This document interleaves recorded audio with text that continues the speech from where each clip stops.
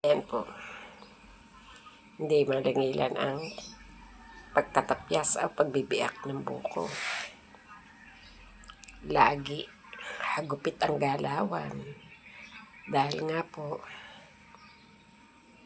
siyempre babae po yun po namang manugang ko, hindi ho marunong taga Maynila.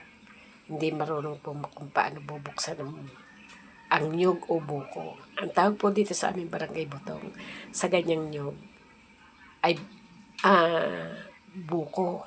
Pero medyo na ano-ano na nakikiuso na rin. Buko na. Pero dati ay niyog. Tapos pag magulang-gulang, ang tawag po ay yung murang taal. Yun. Pag yun naman pong maano, yung bang hindi yung maano, yung kakonti ang laman. Ang tawag po doon ay malauhog. Ganun po ang tawag ng matatanda sa una. Pag hindi masyadong maano yung pagkabuko, yung pagkamura niya. Ang tawag po ay mura. Yan po. Ang tawag po sa niyog na ganyan, mura. Murang taal at saka niyog na malauhog. Yun, alam na po ninyo, yan po ang tawag dito sa aming barangay Butong. Niyog na malauhog. Diga po.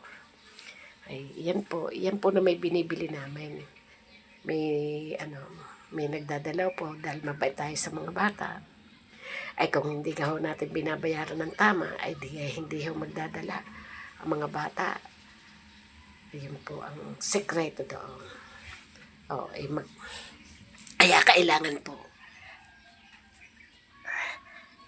ang mga bata ay minamahal. Ayan po. Ayan, diga po. Husay na husay. Ang pagkakapagtiba ay napakasarap po. Ay pag ako po ay nagtitiba ng saging, abay naku po, ako po talagang tuwan-tuwa. Aba, ay may hindi ka ho kayo matutuwa niyan. Bibilang ka lang ng ilang buwan, ikimititibain na. Aba, ay kaya po ako'y garini sayang ang mga panahon. Kung titigil ka ng titigil, walang himala sa lagi ng nakahiga at nakaupo. Yan po ang aking pamantayan sa buhay. Ganyan po ang aming namulatan sa aming mga magulang. Magpapagal ka para ikaw ay may makakapa. Sa oras na kailangan mo ay meron kang makakapa. Yawn ang tawag po ng matatanda. Ay sige po.